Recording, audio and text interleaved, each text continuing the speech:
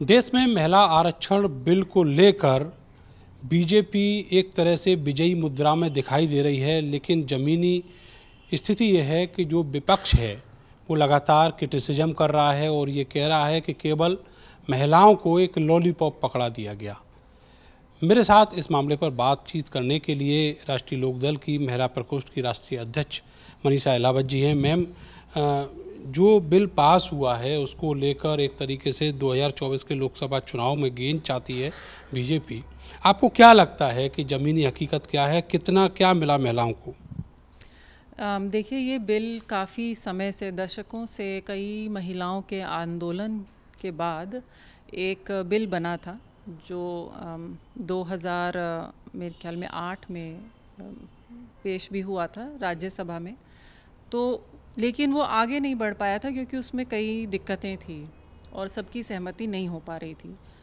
तो उस असहमति पे चर्चा नहीं हुई, वो सहमति क्यों नहीं हो पा रही थी। हाँ, ये ज़रूर है, आज भाजपा का एक प्रचंड बहुमत है, तो उस करके इन्होंने ये चुनाव से 8-9 महीने पहले पास ज़रूर कर दिया, लेकिन वो चर्चा नहीं हुई जिन बातों पे सभी पार्टियों की सहमति नहीं बन पा रही थी पहले।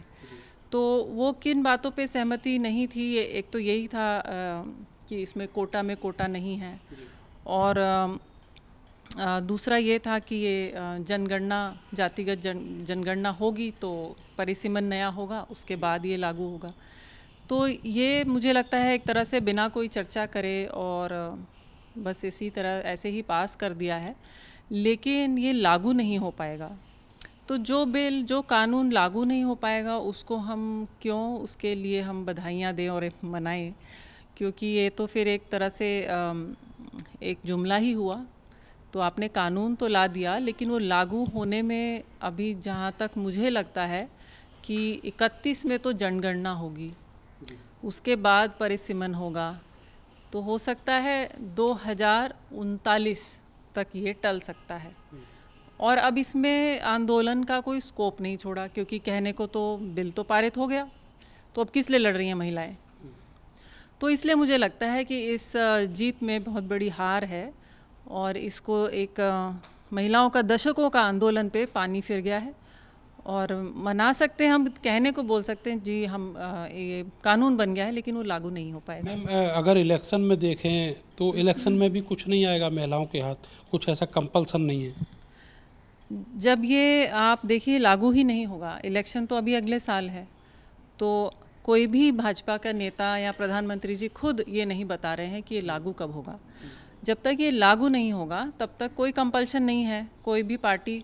अब भाजपा में अंदरूनी तौर पर आप बताइए कि कितनी महिलाओं को मंत्री बनाया हुआ है।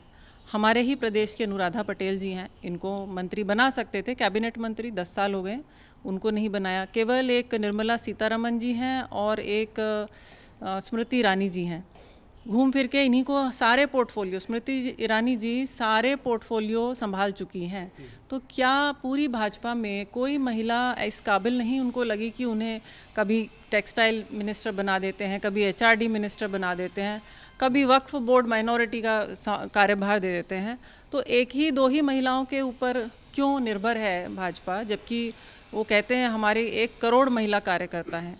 तो ये खेद की बात है कि पार्टी में अंदरूनी तौर पर भी वो इसे लागू नहीं कर पाए हैं और एक कानून की तरह देश के लिए भी उन्होंने अब इसको पानी फेर दिया है। मैम, पश्चिमी उत्तर प्रदेश की अगर बात करें तो जो नलकूप के किसान हैं उनके लिए तमाम वायदे किए गए। इससे पहले गन्ना किसानों को भी रियायतों के वायदे किए गए और कल शामली में केशव मौर्य ये कह के गए हैं कि जितने भी नलकूप के किसान हैं उनके बिजली के बिल सरकार भरेगी। तो आप याद करिए 22 के चुनाव से पहले और 17 के चुनाव से पहले और 19 के चुनाव से पहले भी ऐसे ही तमाम वादे किए गए थे। और आप मुझसे नहीं, किसान भाइयों से पूछिए कि क्या उनमें से कोई भी वादा पूरा किया गया। ये बिजली माफ़ और ये सारी बातें तो 22 से पहले भी की गई थी। और किसानों ही का ही क्यों, मैं आपको बता दूं, जो हमारे सफाई कर्मचारी हैं, मैं मेरठ में आज खड़ी हूँ, ज़्यादातर सफाई कर्मचारी त्रस्त हैं क्योंकि उनकी संविदा पर डाल दिया गया है। जो कभी 16-18 हज़ार कमाते थे, आज 8-9 हज़ार कमा रहे हैं। तो उनको भी 22 के चुनाव से पहले मैं जानती हूँ कि एक उनका डेलीगेशन लखनऊ मुख्यमंत्री से मिलकर आए थे और उनको पूरा आश्वासन दिया गया था कि 22 चुनाव के बाद कर देंगे, पर नहीं किया। तो मैं ये मानती हूँ कि भाजपा के नेता जो भी बात करते हैं जनता के बीच खड़े होकर, वो कभी पूरी नहीं कर पाते। अच्छा मैम, अभी देखा जा रहा है रिसेंटली कि जाट समाज जो है वो अलग अलग अधिवेशन और जो जाट संसद है उसका भी आयोजन अक्टूबर में है। तो क्या माना जाए कि जो एमएसपी को लेकर चीज़ें किसानों की पूरी नहीं हुई, क्या अब वो सारे मुद्दे जो हैं इन अधिवेशन और जो जाट संसद होनी है उसमें होंगे? देखिए, जाट समाज का मैं समझती हूँ आज एक मेरठ में है कार्यक्रम, तो वो अपने समाज के लिए है। वो जाट आरक्षण के मुद्दे को उठाना चाहते हैं, जिस पर कि प्रधानमंत्री जी ने, गृह मंत्री जी ने कई बार वादे किए और वादे से मुकर गए।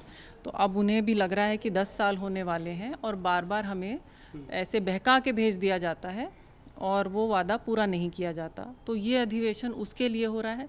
बाकी जो मुद्दे आप बता रहे हैं वो केवल जाट समाज नहीं, वो सभी किसानों के हैं।